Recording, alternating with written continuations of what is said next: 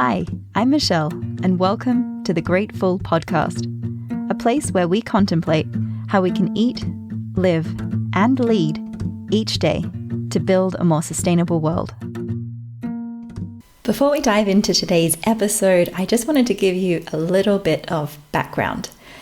So last year, sometime during lockdown, I discovered a really beautiful film called Fantastic Fungi. And it's really a love story to mushrooms and the role that they can play in applications that support our health and our food systems. And I found this film amazing and inspiring, but I also found it a little heavy on psychedelics and a little light on how mushrooms can play an incredibly transformative role in our food systems. So after I watched the film, I immediately started Googling who is working in this space and just wanted to seek out interesting people around the world that are working with mushrooms in food systems in ways that build circular and solidarity economies. And I came across a lot of interesting people, but 3 of them in particular stood out to me. So I got each of them on the podcast, and the next few episodes are dedicated to answering this question: can mushrooms save the world? And you'll hear 3 really interesting perspectives on that from 3 different parts of the world.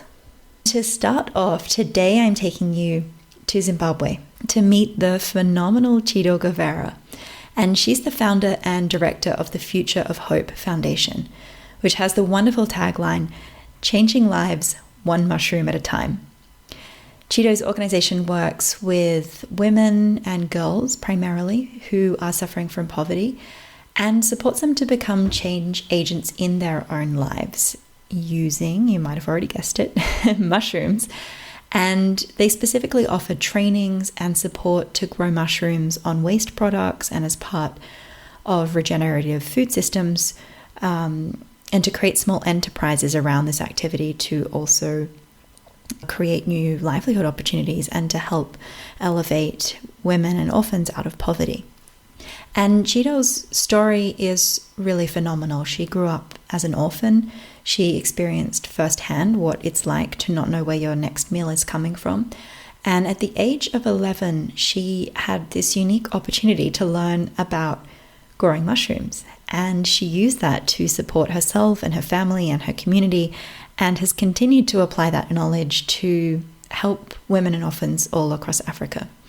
And she has this beautiful statement on her website: "We are not victims. We are endowed with so much potential, provided we learn the tools and are exposed to the best examples." And that's exactly what she tries to do with her organization, Future of Hope.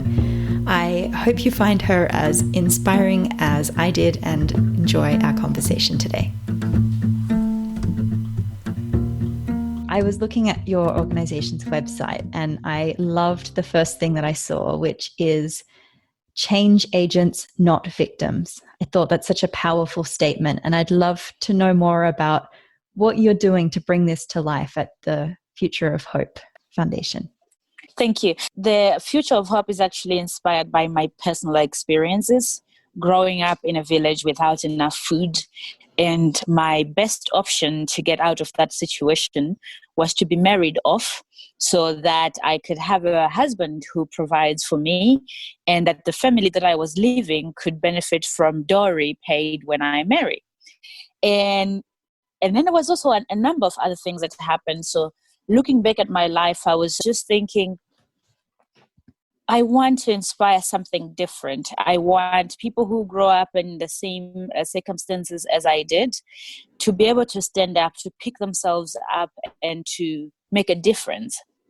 And so the Future of Hope was inspired from that, with the mission that we want to help people to look around them, to use what they have, and to start changing their stories. And there was no better place to start than food production, because if you look at the fact that I could have been married off to somebody who was 30 years my senior, just so I can get food on my plate, and that people were willing to do that to me so they can get some money and hopefully get something on their plates as well. So that, this commodification of women, the commodification of vulnerable people, that it has to stop. And we can only stop it if we build around the things that we have locally available, things that people can relate to, things that people can take full ownership of. So with the Future of Hope Foundation, we are looking at what is the biggest abundance in our world today, in our country today. Being from Zimbabwe, I'm sure you're well aware of the different challenges that we face as a country. We are a highly agrarian economy. Agriculture has been a very big part of the economy in Zimbabwe. And then, of course, the land reform happened, and with it came a lot of shortages that now worsened by recurrent droughts and generally, climate change in its totality has worsened the situation for our economy. And if you're thinking young girls and women in villages who depend on this need an alternative. And so we're looking at food production with a specific focus on mushrooms because there's a lot of different kinds of agricultural waste which is left, which people cannot eat. And the standard is that you make that into a compost, and then you wait for the next rain season or something like that to plant another crop which is sure to fail because there won't be enough rain. People don't have irrigation. Those who have irrigation, the electricity is not stable, and all kinds of things. And also, a lot of the crops, they are seasonal crops. And so when you don't have irrigation, or when you have irrigation and there's no electricity, it's a different kind of challenge. And so what we were looking at is to make a compost takes anything from, 3 to 6 months going to even a year with some materials. And with mushrooms, you can do that in a small controlled environment. And in the same time that you would get a compost, let's say the quickest compost from this kind of agricultural material, which is cellulose based, would be about 3 months. And in 3 months, you can grow, you can finish a whole cycle of mushroom production. And by doing that in 3 months, you already create a new opportunity, a new revenue stream, a new food source out of the process that normally used to just make compost, which you still have to look for different kind of inputs to try and make into something in terms of using it to fertilize the land, finding seeds, planting them, waiting them to mature. And with mushrooms, that time in 3 months, you earn some money, which you can then later use to buy seeds. But today at the Future of Hope, we implement what we call the mushroom-based integrated food production system, where from our mushroom production, in the 3 months we produce mushrooms, we bring what we bring to the market, and out of the substrate of the mushrooms, we then fertilize a small piece of land where we grow different kinds of things. And of course, as a young woman, as a young Zimbabwean woman, we're confronted with the reality that a lot of land is owned by men. Inheritance of land in a family just follows a line of men. As a woman, you only can own land where you are married, and it's not you who owns it, it's a man who owns it. But I think as Zimbabweans, we also have a special relationship with land in general. The land redistribution was land to the people, but we still have this cultural thing when they say land to the people. Who are these people? There's people our ages who did not go to fight the war. We did not easily and directly benefit from this land redistribution. There's women, women my age owning land. It's still something quite delicate. Yes, it's changing. A lot has changed, but when I sit with my sister, who is socialized differently than me, even to buy a house as a woman before you are married, and when your husband is not buying it for you, you are a little bit too forward.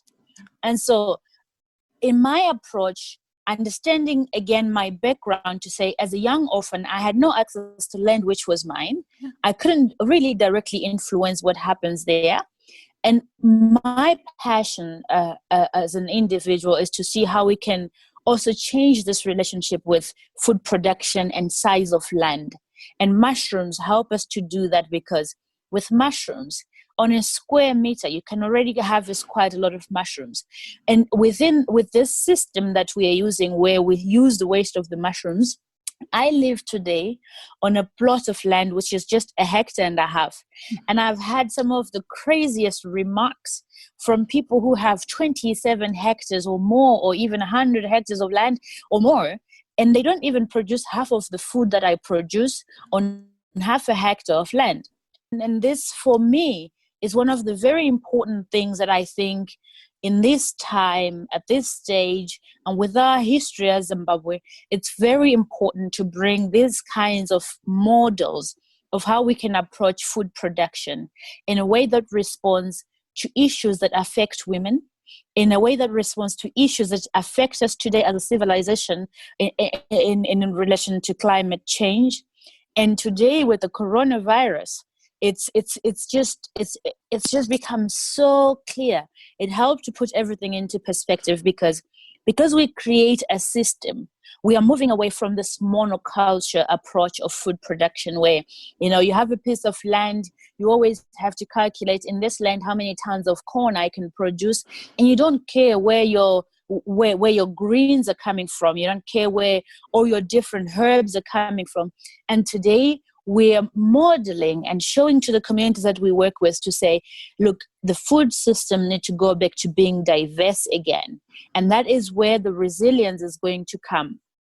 I always tell a story of how in the very beginning, when I moved here, which is now is my 6th year, and of course I started with producing mushrooms, and I was fertilizing the land with the waste from the mushrooms. And I went to the market, and when I look at the price I want to charge for my food, I'm thinking about the quality of it, what effort I put into it. And I'm a proud farmer. I don't intend on, growing things and just going to compete with the same mediocre quality and just charge a price because somebody dictates the price. I come up and I tell you why this is the best, and I can tell you the difference in taste between that lettuce and the other one. And when you taste it, you can feel it, because when I'm growing the food, I grow it to enjoy it. I grow it not just to fill a stomach. I grow it with the right kind of care, which we should actually give to food production. And at the same time, if you don't sell, at least you can be 100% sure that you have all the nutrition that you and your family need. I remember even way before the coronavirus in Zimbabwe, we experienced some, difficult situations where there was a time when we were not able to go into the city because there was some political tensions and everything. Sometime in 2019, and when we were stuck home, that was the very first time when we experienced being stuck. The shops were closed, and from one day to another, we could not go to the city. And we had to spend a whole week harvesting and eating from our garden. And one of the girls, her name is Rutendo, she made a remark. She says, "You know what, Auntie, with what we grow here, even if they lock down the country for a long time, we'll be able to survive. We pick our eggs from the chickens, we harvest all our different vegetables. And at that time, we had lots of pumpkins, we had some corn, and we have our mushrooms, and we have rabbits, and we can eat meat and make bread, and we have sweet potatoes in the garden." It's a small place, but it's packed. And for me, and for the Future of Hope Foundation, this is the kind of thing that we want to promote, where it does not have to be a lecture in class. It has to be a way of life. I don't have children who believe that carrots grow in a supermarket. These are children, the girls are adopted children. When I came to this place, it was run as an orphanage, and they were used to receiving handouts and things and everything. And today, they are even able to walk in the garden and to find weeds, edible weeds that we had forgotten in the name of civilization, in the glorification of these people who came with monocultures, and they produce our food in these monoculture systems. They have special chemicals to kill all the weeds, including some of the delicate wild vegetables that growing up with my grandmother, where those were some very, very special things. And until today, I strongly believe that one of the reasons why my grandmother lived so long, that was part of the important ingredients of our food systems. And I strongly believe as a person that all the changes we see in the world today are actually going to push us to rethink our food systems in such a way that we return to these things. We return to embracing diversity, and we can move away from these monocultures that we have created, go back to these integrated systems that promote diversity, but also systems that are going to be able to feed us in view of pandemics like coronavirus that we're faced with today. Absolutely. Wow. What a phenomenal start to our discussion. Thank you. No, really, I was just, wow. I talk too much. Not at all. It was amazing. I immediately want to come and visit you because it sounds like you've built a new narrative and people can see it and they can step into it and they can get their hands dirty. And that's the best way to learn and embody anything. So thank you.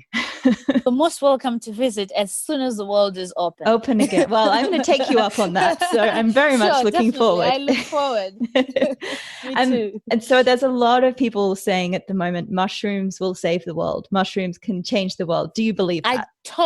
I totally believe that. And I'll tell you why. So this plot of land where I am living now, we don't, we fertilize everything using waste from our mushrooms. So what we actually do is we grow mushrooms. We take the waste of the mushrooms either directly on the land or first to the chickens. So the chickens are eating that's what they can eat. And their droppings, they're mixing that up with their droppings. And then we take that, we bring that to the fields.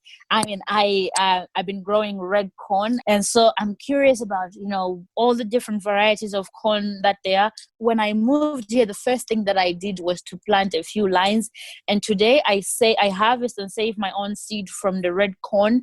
And I came from having cobs this small to having cobs almost 30 centimeters long. And fertilizing all of this with mushrooms. And I'm very much aware of all the different initiatives happening in the world where they're making bricks out of mushrooms. But if you look at food systems, just the little bit that we are able to do here today, growing mushrooms, feeding our chickens with part of the mushroom leftovers, feeding the soil with the mushroom leftovers, and to see the mycelium growing in the soil. And every time we harvest an onion, you see the white mycelium on there, and that you see that these things are actually able to live together. And also in view of building communities, what we're able to do with the mushrooms will actually help to recycle nutrients within the ecosystem of a community. Within that ecosystem of a small farm, you can recycle nutrients much more efficiently with mushrooms in the land. And the way we are doing it in terms of, everybody is always asking, okay, how fast can you get food when you do this? Well, with the mushrooms, the whole process, you're making food. Earthworms, when we turn our land today, there's earthworms in the soil, and we didn't even have to make a special earthworm farm. We just had to feed it with enough mushrooms. The amount of insects, the diversity of insects we have here. For me, it was not an accident that I learned to farm mushrooms when I was 11 years old, and that I grew so hungry that I want to do what I can to help enough people to take charge of their food systems. And I really think that mushrooms can play an important role in that. What I think is amazing about your work is you've just explained so beautifully the natural cycle that you're trying to come back in line with. But there's this social side to a circular economy too. And that's what your organization has just such an incredible track record in really empowering people and helping them step into a new narrative. So can you talk a bit more about what you do with, I think you're working mostly with women and girls, right? 70% of our beneficiaries are women and girls. So we work with them to take up food production, but we're also addressing some of these issues. When food always creates a platform where you can start talking about different things, to open any conversation and to bring the community of women and girls together, and the communities, the vulnerable communities together. We're using food. We arrive in a community We understand their needs, and we know today almost 80% of the population, and more than 80% of this population is in need of food. Like, we're actually not an agrarian country. It's crazy. And it's sad. So we give trainings, and we are working both in urban and in rural areas. So we build little mushroom houses in the different places where we work. So we give training, build little mushroom houses, and in every situation, we adapt those to the local conditions. So where they build with mud, we build with a mushroom house with mud. Where they build with bricks, we do that with bricks. And recently we started working in urban areas where we noticed that a lot of people are renting houses and they move quite a lot. So we're also working on little mushroom houses that one can move with and stuff like that. And then the first thing that we do is to secure that they can provide for their own nutrition first. So they produce mushrooms for their consumption, and then we help them to mobilize markets for the mushrooms. We're actually this year in the process of reflecting on what we've done since 2013 when we started. We trained quite a lot of people, around 3,000 people now we've taught to farm mushrooms.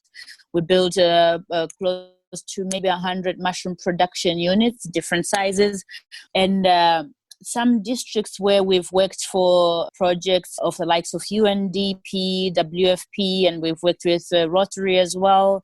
And we've reflected and looked at what can we do to actually scale? What can we do to enable people to actually earn money? Because it's very, very important for people to earn money.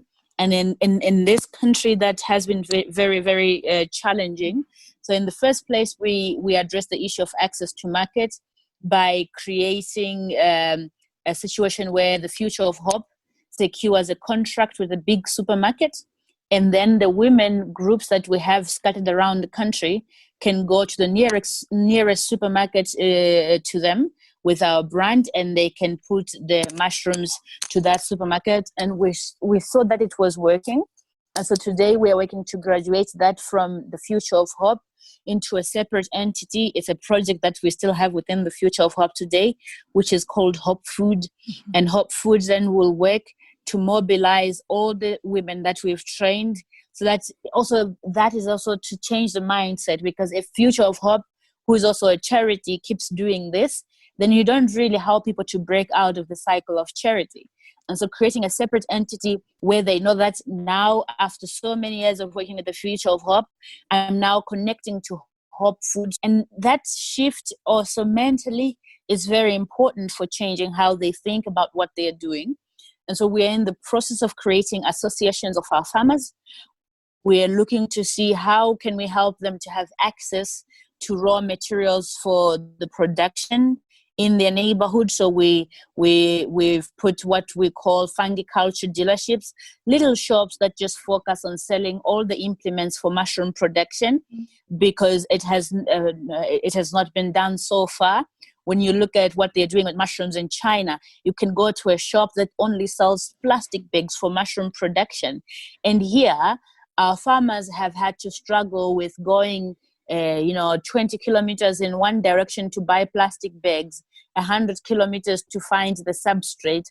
And so the Future of Hope, understanding the situation of the people we are working with, but also understanding the opportunity that mushrooms present, we really think that it is high time that we develop it in such a way that we organize the groups properly so they can work together as a community, have in the same way.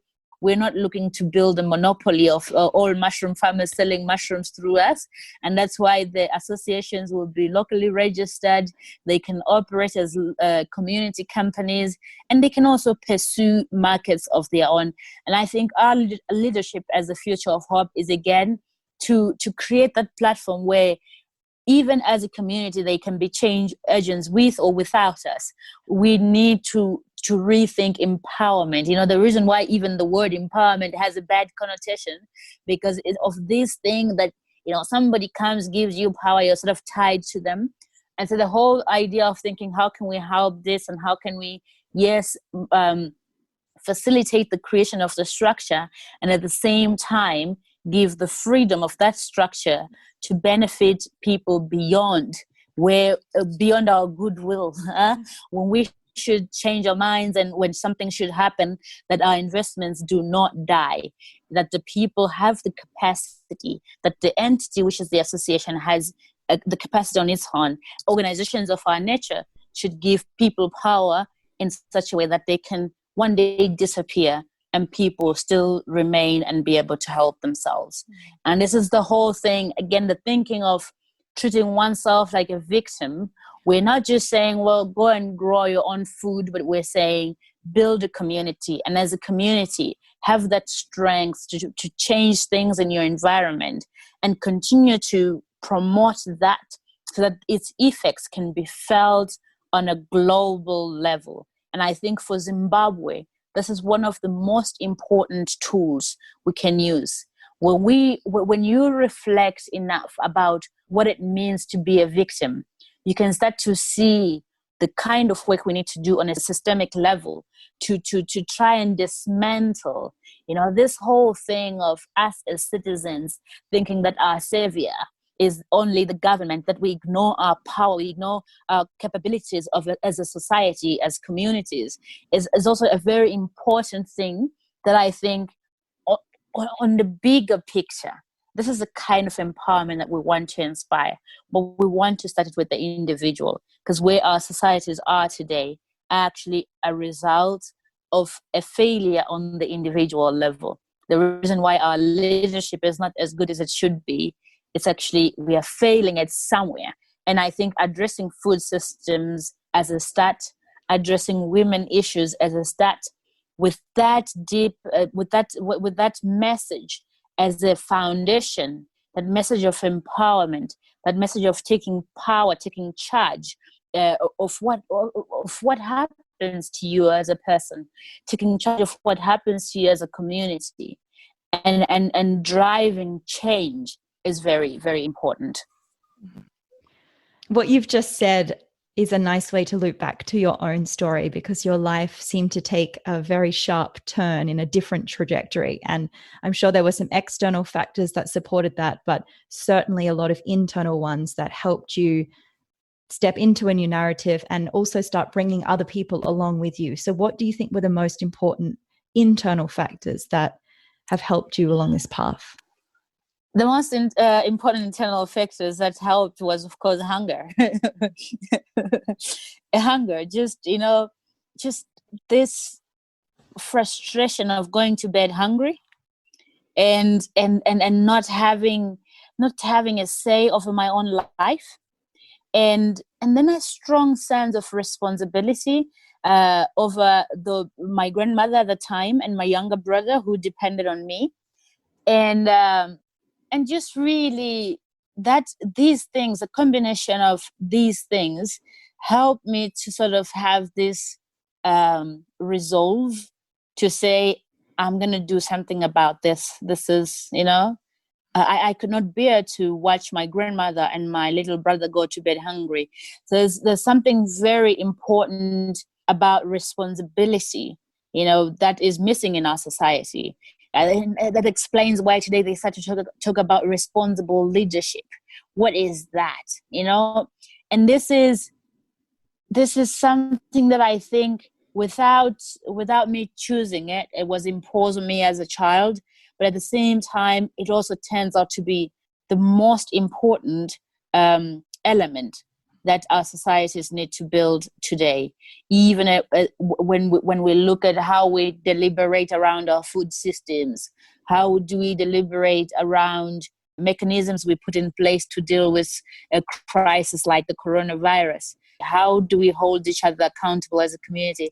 It's all something that I think when you learn to be responsible for the things that you do, say, and the things that you don't do, when you learn to take ownership of that, makes a big difference. So I think for me, the very first part I would say is realizing that I am responsible for getting rid of this pain of not having food that I felt every time before I went to bed, and I thought, I got to do something about it.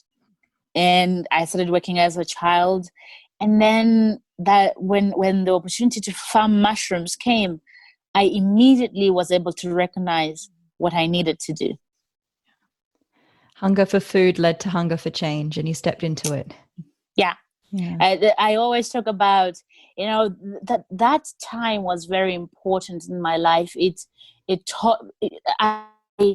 I found my appetite for life from those experiences.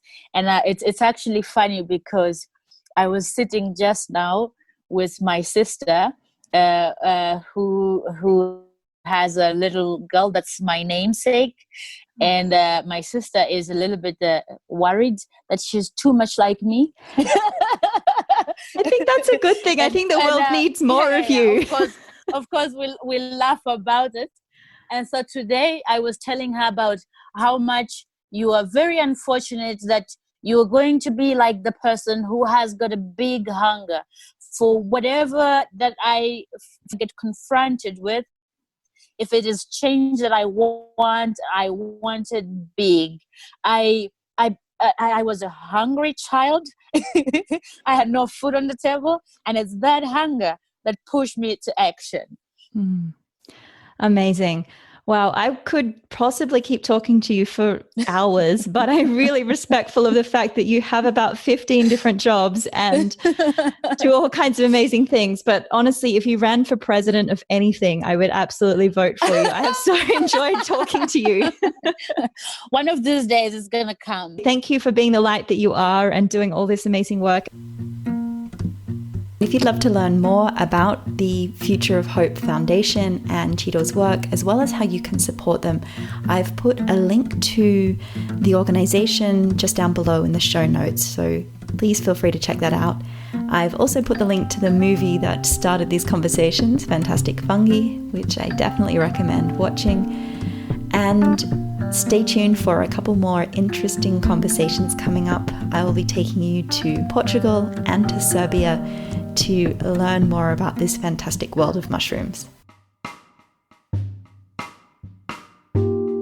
Thanks so much for listening to this episode of the Grateful Podcast. If you liked it, then please go ahead and subscribe and share it with a friend. And I would love to get your questions answered here.